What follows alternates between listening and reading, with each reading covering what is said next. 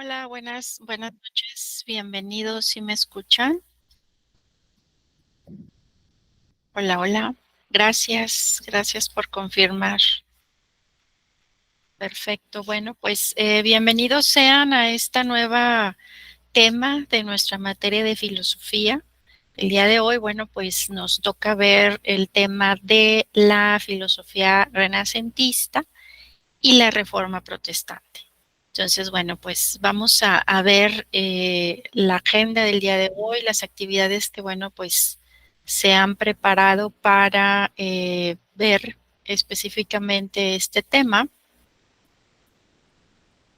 Y bueno, pues dentro de lo que vamos a ver el día de hoy, bueno, vamos a ver una pequeña introducción en torno a de qué va a tratar básicamente pues este tema.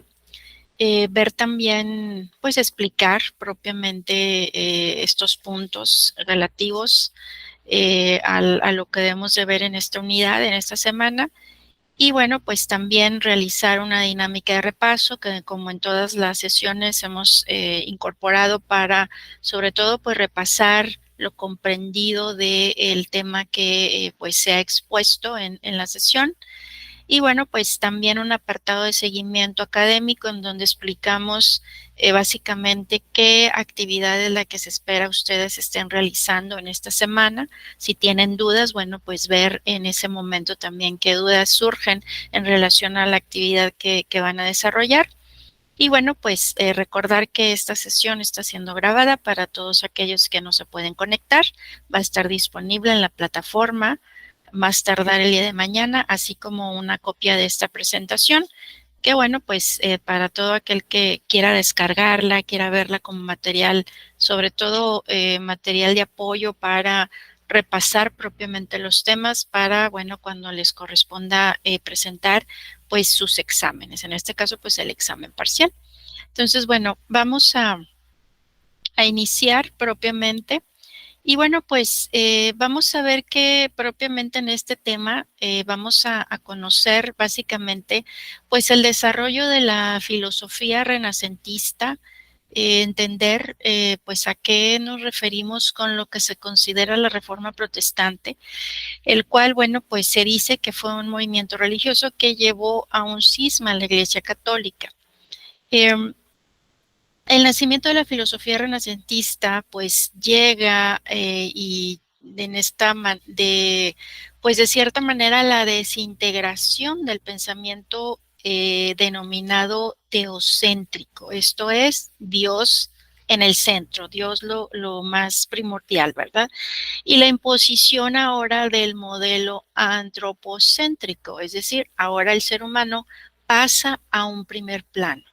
Es en donde vemos que se exaltan, por ejemplo, sus cualidades, se establece que, bueno, pues está plenamente capacitado, que es libre, que no tiene un límite intelectual y que es dueño de su destino, es decir, que tiene pues una autonomía moral. Y bueno, pues se ve entonces la apuesta por lo que, bueno, conocemos como método científico, el cual es otra de las características de la filosofía renacentista, porque bueno, pues está vinculado a la difusión del pensamiento racional. Surge pues esa gran curiosidad por la ciencia, la cual pues impulsó el desarrollo del método científico y la revolución científica, ¿verdad? Entonces, aquí se viene a imponer lo que se conoce como cientificismo, como ese ideal de conocimiento y de progreso para la humanidad. De esta manera, bueno, pues se dan lo que todos esos numerosos avances en muchas disciplinas, medicina, biología, física, anatomía, astronomía. Y bueno, pues al establecerse que el individuo es un ser autónomo, también se defiende mucho la idea de que a nivel político pues no debe de estar de cierta manera tutelado o guiado, es decir, lo que pues se puede denominar como autonomía política. Entonces, de esta manera, grandes pensadores pues van a reflexionar sobre el modelo del Estado y de la política. Vamos a ver aquí pues a esos grandes pensadores que comenzaron también a cuestionarse en torno pues a todo lo que viene siendo la política, el gobierno y demás, ¿verdad? Entonces, otra que se puede decir de las características de la filosofía renacentista, pues fue el estudio del arte, de todo lo que es esa proporción espacial, la luz, la anatomía, la simetría, ¿verdad? En donde, bueno, pues por eso es de que siempre que hablamos de el Renacimiento, siempre por eso nos viene a la mente todas estas grandes obras, ¿verdad? Obras de grandes artistas como Leonardo da Vinci, Miguel Ángel, ¿verdad? Entonces, es por ello que como se da digamos, un boom en cuanto a este tipo digamos, pues de manera de expresarse, ¿verdad? Bueno, pues vemos aquí estas grandes obras de arte. Y bueno, pues entonces comenzamos con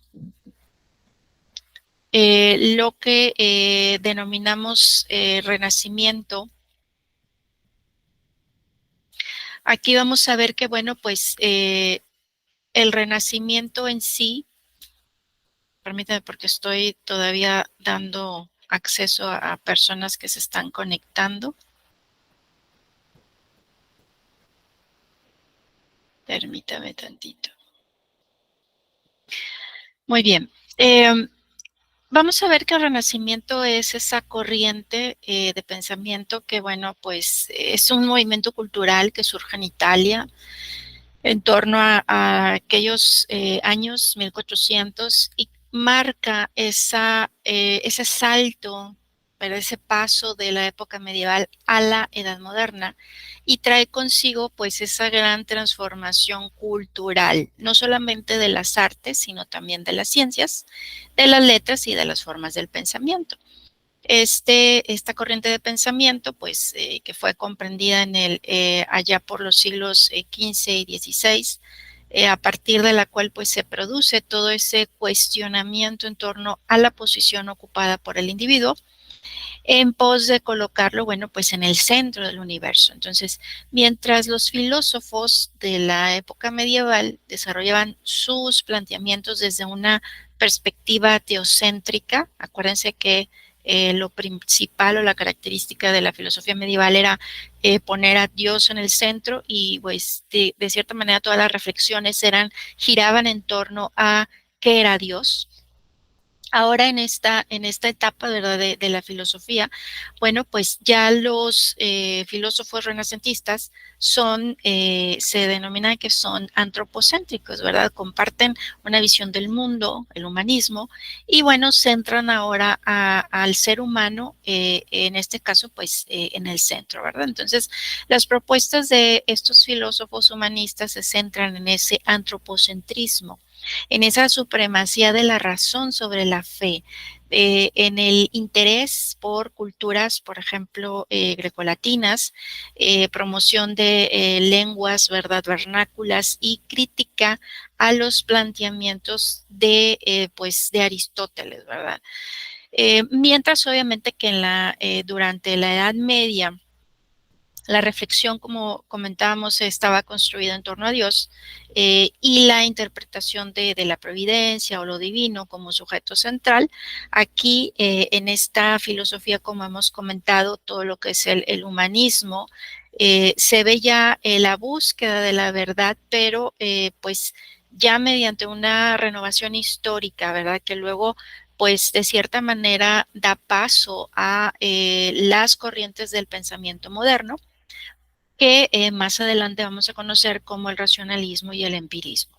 Entonces, desde esta perspectiva, pues también hay un cierto retorno a la naturaleza, a lo natural como, pues, digamos, marco de la verdad, de la experiencia humana, al mismo tiempo que, bueno, pues, de cierta manera se llega a contraponer con lo divino o lo sobrenatural, ¿verdad? Y aquí, pues, en este tipo de pensamientos se postula esa búsqueda de la verdad, pero bueno, pues ya con cierta forma de tratar de analizar, así como en un principio se veía con los filósofos, ¿verdad? Que dieron paso de la parte mitológica a tratar de encontrar explicaciones más racionales de los fenómenos que sucedían. Y luego de ahí ya ven que nos pasamos a la filosofía medieval, en donde decíamos, bueno, ya no es, ya no es un conjunto de dioses, ya nada más es un solo Dios, ¿verdad? Pero volvíamos a lo mismo, ¿verdad? A tratar de interpretar que la razón de las cuestiones o de las, digamos, en este caso, al tratar de buscar la verdad, pues se hablaba, ¿verdad? De ahora ya no eran varios dioses, sino que era un solo Dios. Y ya aquí en este tipo de filosofía que viene siendo renacentista, pues ya tratamos de buscar, el ser humano trata de buscar nuevamente la verdad, pero ya un poco más racional, ¿verdad? Ya dejar de lado nuevamente todo lo que es cuestión de dioses, sino que ahora ya tratar de ver al ser humano, ¿verdad? Como ese ente racional que, bueno, pues no tiene su destino sujeto, ¿verdad? A alguien que le esté indicando, incluso, ¿verdad? A gobernantes que le indiquen cuál es su camino a seguir, por ejemplo. Y bueno, pues tenemos que hablar en esta época de Martín Lutero. Martín Lutero, pues, fue un reconocido teólogo, fraile católico, ¿verdad? Que comenzó e impulsó lo que fue, pues, la Reforma Protestante en Alemania y cuyas enseñanzas, pues, se inspiraron en la doctrina teológica y cultural que conocemos como, pues, luteranismo. Eh, Él, bueno, pues se entregó al estudio de las Sagradas Escrituras de la Iglesia primitiva y bueno, pues al hacer un estudio racional, esto le hizo darse cuenta de varias cuestiones, entre ellas, bueno, pues se dio cuenta que la Iglesia Católica, de cierta manera, pues enseñaba, ¿verdad?, que la salvación solo se alcanzaba por medio de un tipo de documentos que ellos pues lo mencionaban como las indulgencias, ¿verdad? Ese tipo de papeles en los cuales el obispo en turno pues decía, ¿verdad? Mediante un pago, si el alma de esa persona pues se había salvado, ¿verdad? Dependiendo, ¿verdad? Del tipo de pecado cometido, bueno, pues la persona pagaba este tipo de documentos conocidos como indulgencias para que, bueno, pues el padre o el obispo, de cierta manera, bueno, pues pidiera por él y lo perdonaran, ¿verdad? Entonces, Martín Lutero, obviamente que, bueno, pues al darse cuenta de esto, llegó a protestar, obviamente, eh, y bueno, él, tras ese detallado estudio de estas escrituras, pues llegó a la conclusión de que el ser humano podía alcanzar la misericordia de Dios únicamente por dos caminos, por la fe y por las sagradas escrituras, ¿verdad? Entonces, estas afirmaciones que son base de la doctrina protestante, pues impactan de lleno en aquella época, ¿verdad? En la Iglesia Católica de aquel momento, ¿verdad? Ya que, bueno, pues eso, ese tipo de reflexión, ¿verdad?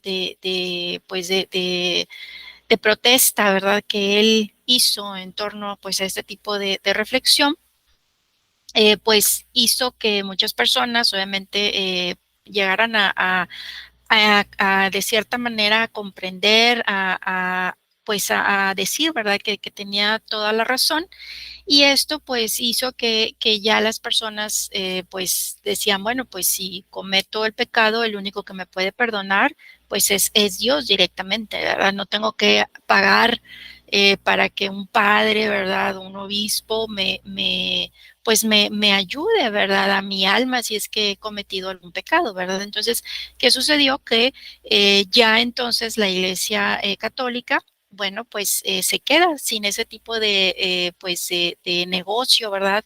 Por así decir, porque bueno, pues entonces ya la gente empieza a ver a los sacerdotes católicos ya no como esos intermediarios entre ellos, entre el pueblo y entre Dios. Entonces, de esta acción de protesta frente a ese comportamiento y esas maneras de la Iglesia Católica, pues nace ese calificativo de protestantes para los seguidores, bueno, de esta doctrina luterana, ¿verdad? A los cuales, bueno, pues se les conoce como luteranos, como reformistas o evangélicos, ¿verdad? Entonces, ahí por medio de ese estudio que él hizo, que se le conocen como 95 tesis de las indulgencias, él da a conocer al pueblo, ¿verdad? Que lo que estaba haciendo la iglesia realmente, pues, porque eso no lo decía en las Sagradas Escrituras, ¿verdad? En las Sagradas Escrituras decía que el ser humano podía alcanzar la misericordia de Dios, el perdón de Dios, ¿verdad? Directamente, sin necesidad pues, de requerir de alguien más para que pidiera por uno y menos pagar por ello, ¿verdad? Entonces, bueno, la, la filosofía obviamente pues va evolucionando, ¿verdad?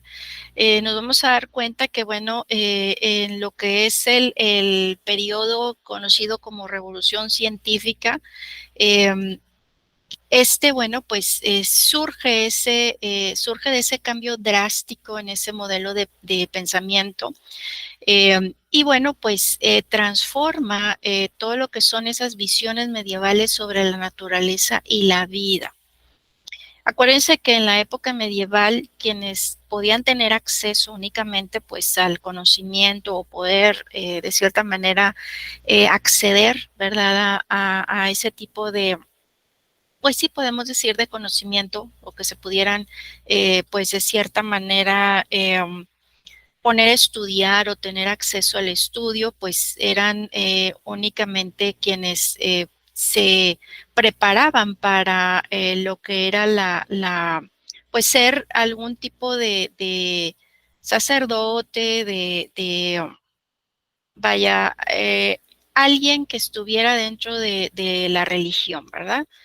Todos los demás, pues quienes quisieran a lo mejor estudiar o que quienes tenían alguna idea, acuérdense que bueno, el conocimiento siempre surge de esa reflexión, ¿verdad? Entonces, alguna idea quizás muy innovadora era muy cuestionada y muy satanizada pues por la religión de aquella época, ¿verdad? Por la iglesia de aquellas épocas. Entonces, eh, aquí ya lo que viene siendo la revolución científica, bueno, pues vemos que nace en Europa a finales del Renacimiento, es fruto de esas nuevas ideas en materia de física, de astronomía, de biología, de química, y con ellos pues se ve ese cambio en el paradigma filosófico que produce ese movimiento social e intelectual que se le conoce como ilustración. La ilustración pues se conoce como ese movimiento del iluminismo. Acuérdense que la época medieval es obscurantismo. Ya aquí en la parte de lo que es la revolución científica ya se le conoce como iluminismo porque se consideraba que la razón como la luz que iluminaría el conocimiento humano para sacar a la humanidad de la ignorancia y de esta manera, bueno, construir un mundo mejor. ¿Verdad? Entonces, por eso es que en esa época se le conoce como el siglo de las luces, porque se ve todo este surgimiento de nuevas visiones de la naturaleza, de las disciplinas, ¿verdad? Que van reemplazando esa visión en torno, pues, obviamente a la ciencia. Y bueno, pues aquí nos topamos con bueno, pues este gran astrónomo físico, matemático, conocido como Galileo Galilei, que, bueno, pues es uno pues digamos, de gran ejemplo de el hombre renacentista dedicado pues a las artes, a las ciencias. Fue un importante observador astronómico, para lo cual pues mejoró además la fabricación de telescopios, y es muy conocido por su apoyo, ¿verdad?, determinante a la formulación de pues cómo era, por ejemplo, el sistema solar, ¿verdad? Entonces es considerado también el padre de la física moderna. Acuérdense que todo tipo de postulaciones y de pensamientos tenía que todavía en esa época pues ser revisado por la iglesia, ¿verdad? Para ver si pues a lo mejor esas ideas que traían estas personas que iban creando ciencia pues no eran de cierta manera pues algo que la iglesia considerara como herejía, ¿verdad? Entonces, todavía en ese tiempo está la ciencia pues algo frenada en torno a los posibles avances que se pudieran dar. Y bueno, aquí también tenemos a este gran personaje que es Nicolás Copérnico, que él, bueno, pues él también fue matemático, fue físico, fue clérigo católico, ¿verdad? Y él dedicó gran parte de su vida a la astronomía, reformuló a su manera, pues, la teoría heliocéntrica del sistema solar, formulada inicialmente por Aristarco de Samos, y bueno, con la publicación de su obra sobre el movimiento de los astros, da inicio a la revolución científica, ¿verdad? Contraviniendo pues siglos de repetición de ese modelo geocéntrico aristotélico, ¿verdad? Tenemos también, como hemos dicho, la revolución científica, bueno, pues también no solo se da en este tipo de ciencias, también hay muchos avances en torno, por ejemplo, a lo que viene siendo cuestiones de literatura, y también en el sentido de el análisis que se realiza, por ejemplo, pues a la sociedad. Tenemos, por ejemplo, aquí a Francis Bacon. Él, pues, él fue un célebre también filósofo, político, abogado, escritor inglés. Y él, bueno, pues fue considerado el padre del empirismo filosófico. Él, bueno, pues es uno de los grandes pioneros del pensamiento moderno, de los primeros ensayistas allá de la Inglaterra de su época. Y él, bueno, pues desarrolla una obra que se conoce como la Nueva Atlántida, la cual se clasifica como, digamos, ese tipo de obras de pensamiento utópico, de grandes utopías clásicas de la historia del pensamiento. Aquí la obra de Francis Bacon posee pues un gran interés dentro del género, debido a que además de sus valores, bueno, pues obviamente que su autor era un filósofo, y su obra pues habla sobre una isla, un paradigma de comunidad donde pues él planteaba, ¿verdad?, que de la mano de la ciencia pues reinaba la concordia y la felicidad. Aquí él habla en torno a lo que pues podemos conocer como utopía, ¿verdad? La utopía, pues, son una especie de plan, de proyecto, de sistema ideal de gobierno en el cual, bueno, se concibe una sociedad perfecta y justa, donde todo, bueno, pues discurre sin conflictos y en armonía. Vamos a ver también, por ejemplo, que me parece muy interesante, Tomás Moro. Tomás Moro fue un político, teólogo, humanista, abogado, escritor, poeta inglés, que él, bueno, pues fue autor de la obra cumbre denominada Utopía, en la que, bueno, él también abordaba los problemas sociales de la humanidad. En este libro, él planteaba la posibilidad de crear un estado justo en la que todos sus habitantes alcanzaban la felicidad por la organización del Estado, que, bueno, creían era la mejor y única manera de gobernar honestamente. Fue un político honesto, y este sí que fue un político honesto, ¿verdad? No como los políticos que, bueno, a lo mejor a veces no, como que no dejan, a lo mejor utilizan otro tipo de filosofía, que es lo que vamos a ver ahorita. para allá vamos. Entonces, él podemos decir que, a ver, es que todavía estoy dando aquí acceso, permítanme tantito. Sí, él les comentaba que pues se le denominaba, ¿verdad? Como político honesto porque, bueno, pues él consideraba que su forma o veía en la política su modo de servir a Dios, ¿verdad? Su vocación.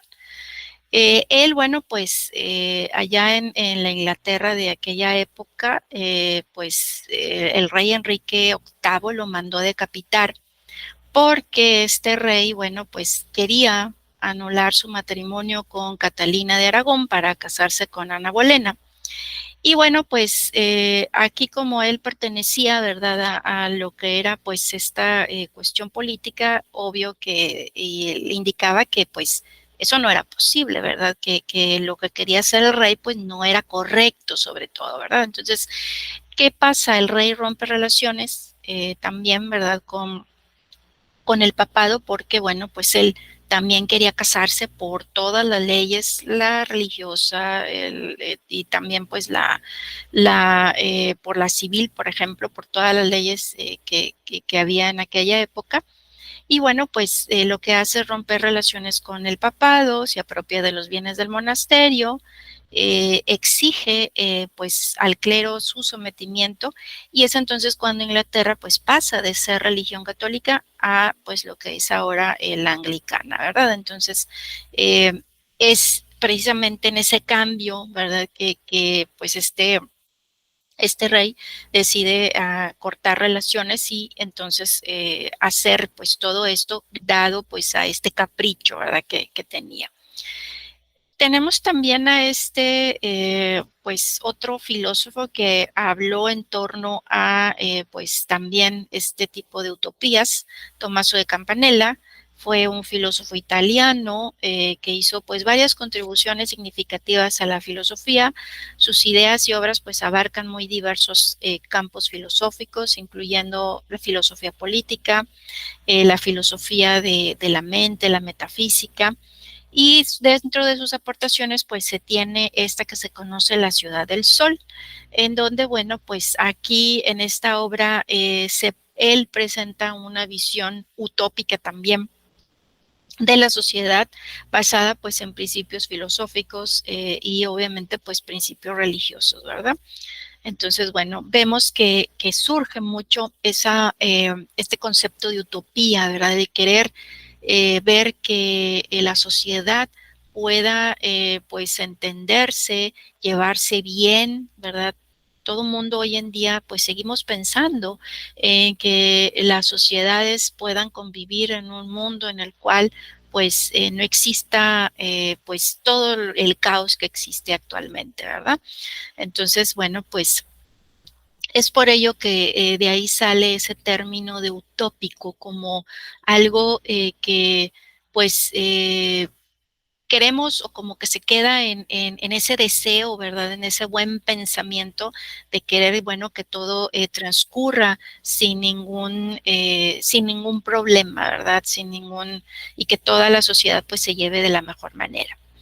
Y bueno, aquí tenemos entonces hablando de las cuestiones de cómo deben de comportarse pues los gobernantes, ¿verdad? Vamos a tener a Nicolás Maquiavelo. Nicolás Maquiavelo, bueno, fue un político, fue escritor, también filósofo del Renacimiento italiano, y él, bueno, pues genera esta obra conocida como El Príncipe, donde se analiza el perfil psicológico que de cierta manera debe tener pues un gobernante. En aquellos entonces pues eran los príncipes, ¿verdad? Los príncipes que tenían pues la posibilidad más adelante de llegar a ser reyes, ¿verdad? Y él realiza esta obra en donde, bueno, pues indica cuáles deben de ser esas virtudes humanas que debe de tener ese aspirante a gobernante, ¿verdad? Para poder ejercer pues esa tarea de gobierno.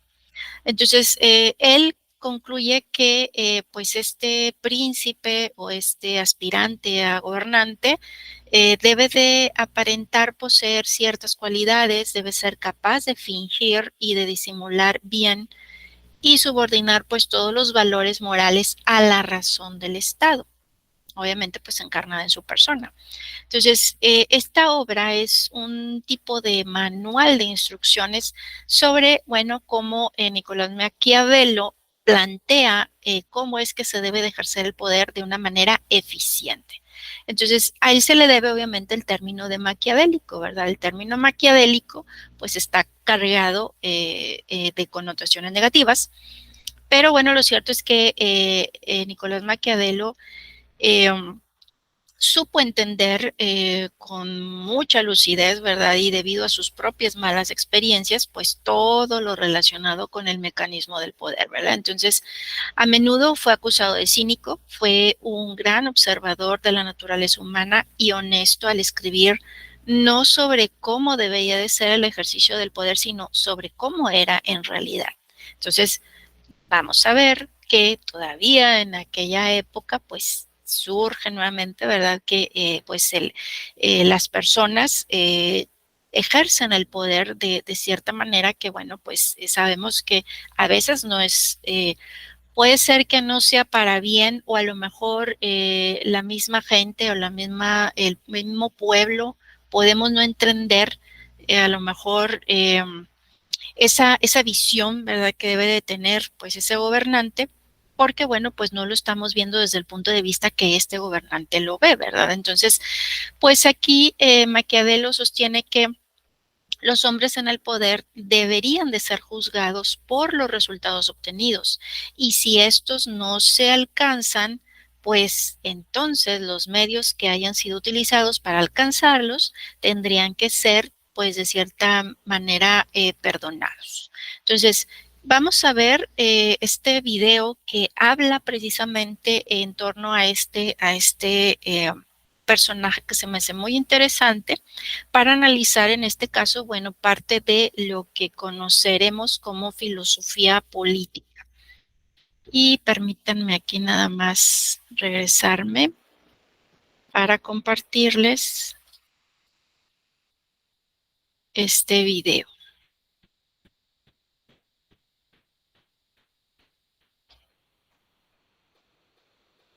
Y bueno, ahí se supone que estoy compartiendo el audio. Un hombre que fue conocido durante siglos como el malvado y cuyo apellido se ha convertido en un adjetivo que significa engañoso. Si encendemos la televisión o leemos las noticias, en mayor o menor medida, sus ideas siguen siendo usadas para manipularnos. Hoy vamos a ver a Maquiavelo, un autor necesario para conocer la realidad política y, en cierto modo, la esencia humana.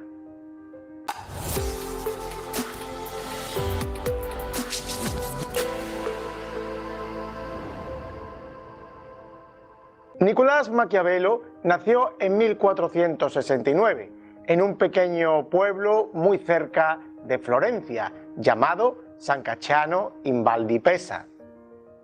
Pertenecía a una familia de ascendencia nobiliaria, empobrecida ya por esas fechas.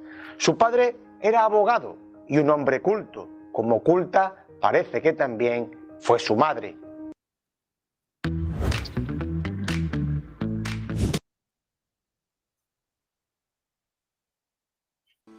En un mundo que no para, los horarios tradicionales ya no son una opción. En Universidad IEU entendemos La historia nos lo presenta como un cortesano hábil y un político sin escrúpulos que llegó a alcanzar las más altas cimas del poder en la Inglaterra de inicios del siglo XVII. Hay quien ha dicho de él que es el verdadero escritor de todas las obras de nada más y nada menos que de William Shakespeare. Pero lo que sí podemos afirmar es que fue un visionario de la ciencia y de la técnica, un hombre que sentó las bases del empirismo y ayudó a desarrollar el método que haría progresar al hombre. Hoy vamos a estudiar la figura del filósofo y político inglés Francis Bacon.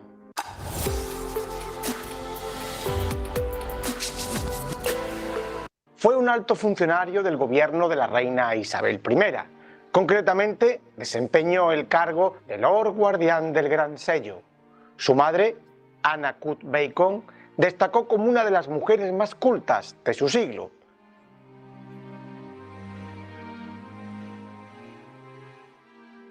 Durante sus primeros años, su educación estuvo a cargo de sus padres, quienes seguramente asignaron.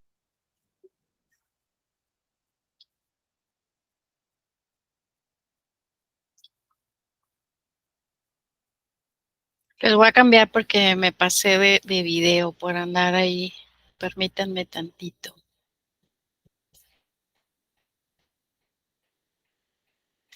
Que me regreso aquí a la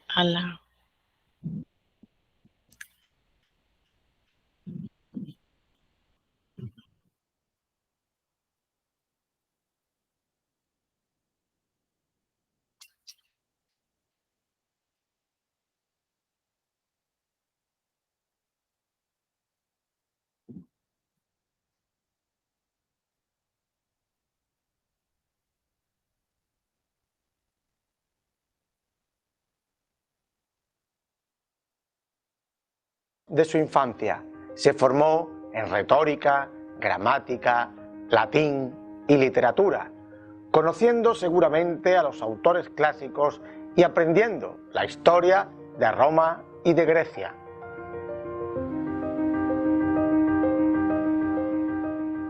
Posiblemente continuó sus estudios en la Universidad de Florencia, pero no tenemos constancia. Coincidieron sus primeros años con la época dorada de Florencia, con el apogeo del Renacimiento impulsado por la familia Medici, con Lorenzo el Magnífico a la cabeza como principal mecena de las artes.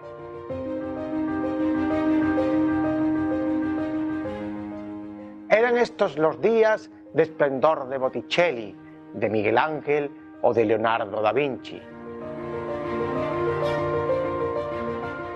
Pero ante aquella sociedad refinada, amante del mundo clásico, de lo pagano y del deleite de los sentidos, pronto se alzó una voz fanática y puritana, premonitoria de las reformas eclesiásticas que habían de venir años más tarde.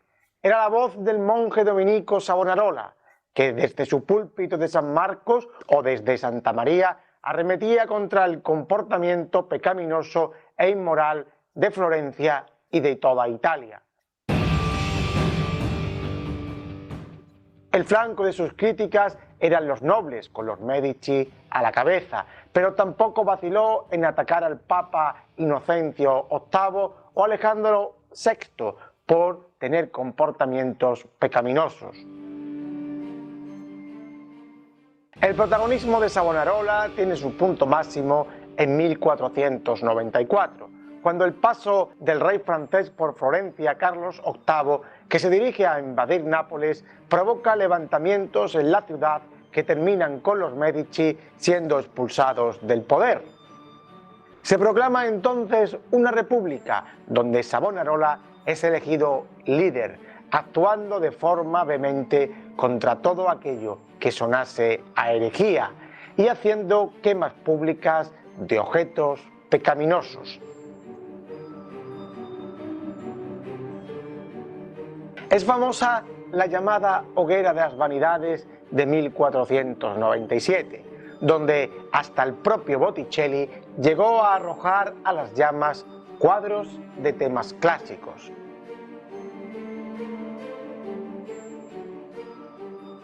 Pero el fanatismo de Savonarola llegó a su fin en 1498, cuando el propio monje, en su pulso con el Papa, fue excomulgado y perdió la confianza de los florentinos, que no dudaron ni un momento en torturarlo, ahorcarlo y arrojar su cuerpo a la hoguera.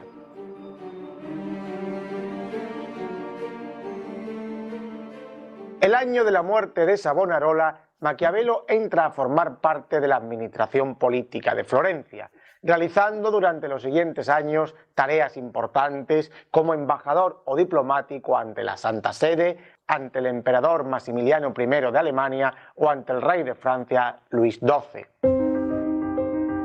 Estos servicios políticos de máximo nivel influirán de una forma decisiva en la composición de sus obras literarias años más tarde. Tras la abolición de la República Florentina y la vuelta de los Médicis al poder en 1512, Maquiavelo cae en desgracia y es apresado y torturado, acusado de conspiración, pero consigue salvar su vida gracias a la intervención del Papa León X.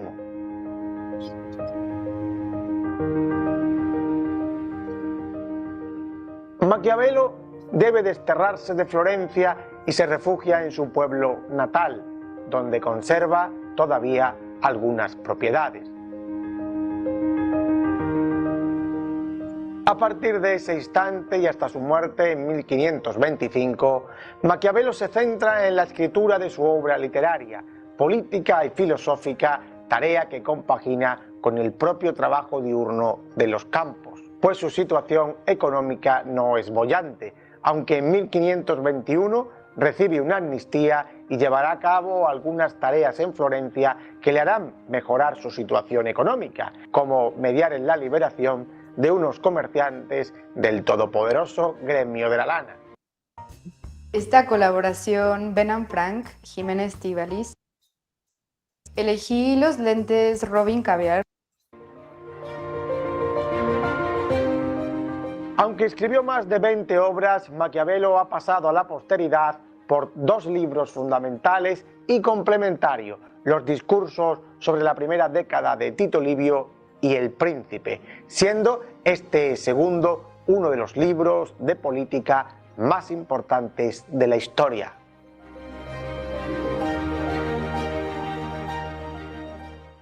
El Príncipe posiblemente fue escrito en 1513 y en un intento por congraciarse con el poder reinante en la Florencia de esos días, Maquiavelo le dedicó la obra al gobernante Lorenzo de Medici, al que insta al final del escrito a encabezar la tarea de unificar Italia y convertirse en el gran líder que el país necesita.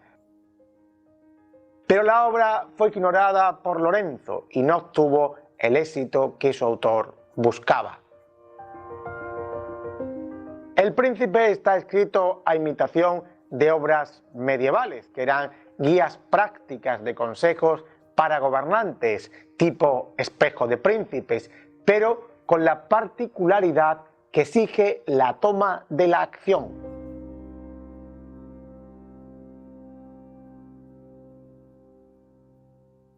¿Qué es lo revolucionario de su pensamiento? ¿Por qué es tan importante? Digamos que el gran aporte de la teoría de Maquiavelo es su sentido práctico de la política, despojada de toda la moral tradicional y centrada en términos realistas. La filosofía de Maquiavelo no expone una república al estilo platónico o un modelo ideal como Tomás Moro, sino que se centra en la crudeza del poder político. Maquiavelo impregna su obra del carácter científico que predomina en el Renacimiento. Es el equivalente político de Galileo o de Copérnico en la ciencia. Su pensamiento es igual de revolucionario o incluso más, pero conserva de clásico el método retórico y un fin de utilidad, esto es, hacer que Lorenzo aplique lo que él teoriza para liberar a su amada patria de los bárbaros, como los discursos retóricos también perseguían un fin en los receptores. La obra no debe solamente entenderse como un tratado científico y objetivo, sino como un discurso con todas las pautas de la retórica grecorromana, donde el carácter pasional está muy presente. Por tanto, este carácter científico también choca un poco con lo pasional. Maquiavelo fundamenta sus postulados en la propia historia, en datos comprobables por el lector. Sus fuentes argumentales son los gobernantes griegos, persas, romanos, pero también la historia medieval y la de su propio tiempo, entre los que destacan los ejemplos de César Borgia o el rey español Fernando el Católico. Para Maquiavelo, el líder debe garantizar la seguridad y el bienestar de su pueblo, más que las costumbres morales o la religión. Y es aquí donde Maquiavelo se separa por completo del pensamiento medieval, caracterizado por la supremacía de la Iglesia católica y por el cumplimiento de la doctrina cristiana.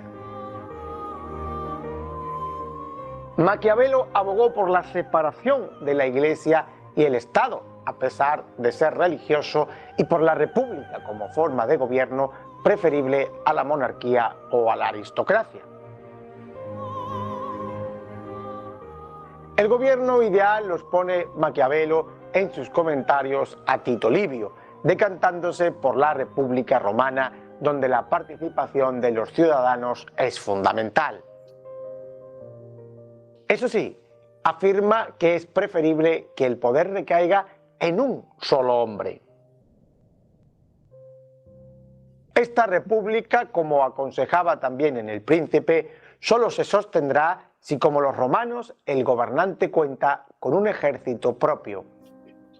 Con esta afirmación, Maquiavelo aboga porque Florencia no dependa de los ejércitos mercenarios que campan por Italia en estas fechas y que tan pronto apoyan a uno como se pasan al bando enemigo si éste paga más, sube la paga.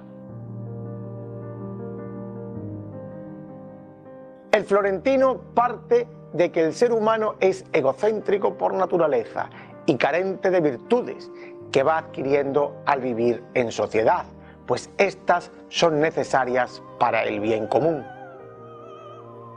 Es por tanto el ser humano un ser moldeable y egoísta, abocado a provocar conflictos constantemente.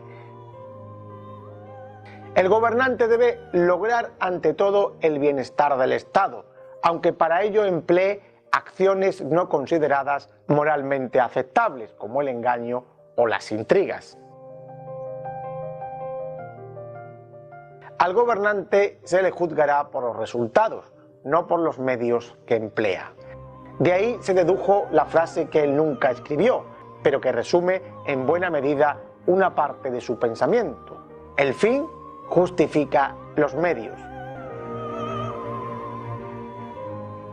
Aunque Maquiavelo es cristiano, no es la virtud del cristiano la que debe tener el líder, sino la virtud para elegir lo útil y conveniente, la valentía, la disciplina o la capacidad de organización son o deben ser otras de sus virtudes.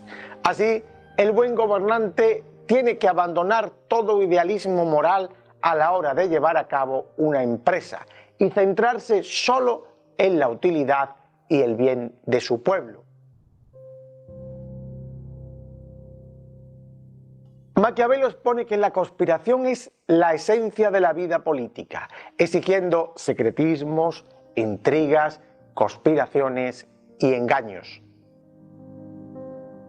Aunque estas cualidades pueden ser detestables en la vida particular, son necesarias para el bien común y su empleo por parte del líder es tolerable, aunque nos mienta o incumpla la palabra dada. Pero no es justificable cuando el gobernante las convierte en un fin en sí mismas, mirando por los intereses personales y no por el bien del pueblo. Al líder hay que juzgarlo solo por el beneficio que aporta al Estado. Maquiavelo declara que el oficio principal del príncipe debe ser siempre la guerra, tanto hacerla como adiestrarse para ella en tiempos de paz, a base de estudios teóricos y del terreno, entrenamientos físicos, estando preparado por si llega la ocasión, ya que el mundo está en constante acción y cambio y uno nunca puede quedarse parado. Maquiavelo justifica así también el uso de la violencia. Uno no puede matar porque sí de forma individual, pero sin embargo, desde la perspectiva de la guerra es tolerable e incluso la historia muestra que se alaba al buen guerrero, al que mata, asesina en favor del Estado o del bien común. La fortuna es otro de los elementos interesantes presentes en El Príncipe.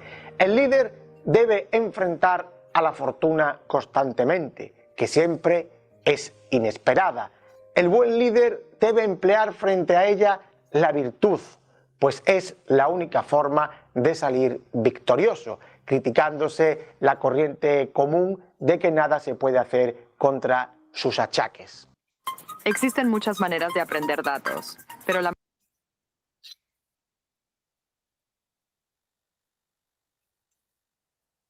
Muy bien, bueno, pues, ¿qué les pareció esta reflexión y sobre todo de pues esta obra que nos muestra un resumen de El Príncipe, de pues gran filósofo Maquiavelo? Encontramos por ahí todavía algunas características en estos gobernantes que nos han tocado.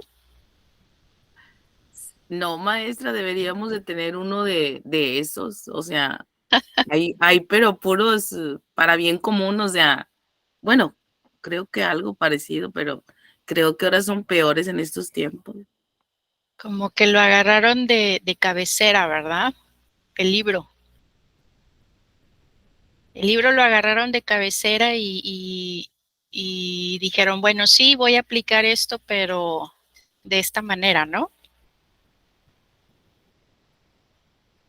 ¿Cierto? Sí, nomás para su conveniencia, maestra, en la política. Pues sí. Muy interesante. Por ahí, bueno, pues les recomiendo que se suscriban a este canal. Se llama El Edén de los Cínicos y ahí vienen muchos, entre ellos, bueno, pues que es uno de los tantos grandes pensadores de esta época. Entonces, bueno, pues en una oportunidad que tengan, que cuando anden por ahí en YouTube, en lugar de ver algún video musical, pues ¿por qué no ver un video de estos de filosofía? La verdad que sí nos vamos a encontrar con cosas muy interesantes y obviamente pues haciendo alusión a la materia, ¿verdad? De tratar siempre de conocer más. Bueno, por el tiempo, pues ya no nos permitió hacer la dinámica, la vamos a dejar para la siguiente sesión, la vamos a hacer a la entrada de nuestra sesión, a manera de que podamos hacer un repaso propiamente de lo que viene siendo este tema. Ahorita lo que quiero es ver la actividad que pues se espera ustedes estén realizando propiamente. Déjenme nada más, la reviso aquí. Ahora nos toca ver propiamente hacer un cuestionario. Este cuestionario pues consta de 10 preguntas en torno a pues a este tema. La fecha límite de presentación es el domingo 18 de febrero. Y bueno, pues a partir de qué tema tienen que leer para poder resolver el cuestionario, pues de las páginas 118 a las 123 del libro de filosofía. Ustedes ahí tienen que leer a partir de esas páginas y una vez que hayan leído, bueno, ya pueden entonces contestar este cuestionario, ¿ok? ¿Dudas al respecto en torno a esta actividad? ¿Todo bien? Díganme. Todo bien, maestra, gracias. Maestra, nada más, ¿la respuesta es igual de todo el tema que nos dio vienen aquí en esta clase o si leemos el libro de las páginas? Hay que leer. En las presentaciones normalmente suelo poner, pues, digamos, los puntos importantes en torno a lo que viene siendo el tema, pero de preferencia que tengan una lectura Digo, el libro, si han tenido la oportunidad de leerlo, es muy ameno, su lectura es muy amena, no son conceptos así muy rebuscados o que lo sientan ustedes como que muy complicados. No, realmente si se fijan, ahorita hablamos algo de historia, muchos de los temas que vemos hoy ya son básicos y que debieron de haber visto en historia. Entonces, la recomendación aquí es que lean, pueden apoyarse también de la presentación, para eso está, pero lo preferente es de que lean el material porque las preguntas están muy específicas de el concepto que viene en el libro, ¿ok? Maestra, si vienen las fechas, es que estaba estudiando antes de que usted diera la clase. Y Ujú. si estaba sacando yo las fechas de Galileo No, y no. no, fechas no. O Ah, sea, ok. vienen conceptos, por ejemplo, que ustedes puedan identificar, no sé, uno que recuerde, a lo mejor de qué tipo son las obras en las cuales se habla en torno, por ejemplo, a una sociedad justa. Ahorita hablamos cómo se le llama ese tipo de corte de obra. ¿Se acuerdan que dijimos que eran las obras literarias de corte utópico? ¿Sí? Entonces, conceptos así importantes como eso es lo que ustedes van a ir viendo en estas preguntas, ¿sale? Ok, gracias, maestra. Muy bien, bueno, pues entonces me despido, no sin antes aquí desearles, no nos vamos a ver el día 14, pero bueno, les quiero compartir pues esta frase que es de Rabindranath Tagore, en donde él habla en torno, hace su reflexión en torno al amor. Él dice que el amor es el significado ultimado de todo lo que nos rodea, que no es un simple sentimiento, que es la verdad, es la alegría que está en el origen de toda creación. Y él, bueno, pues fue un filósofo allá de la India.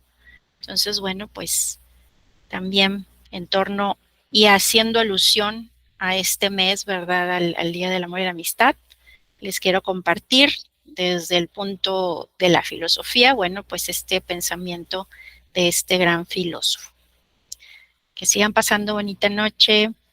Gracias, buenas noches. Se Gracias, cuidan. maestra. Nos vemos. Maestra, Sí, sí.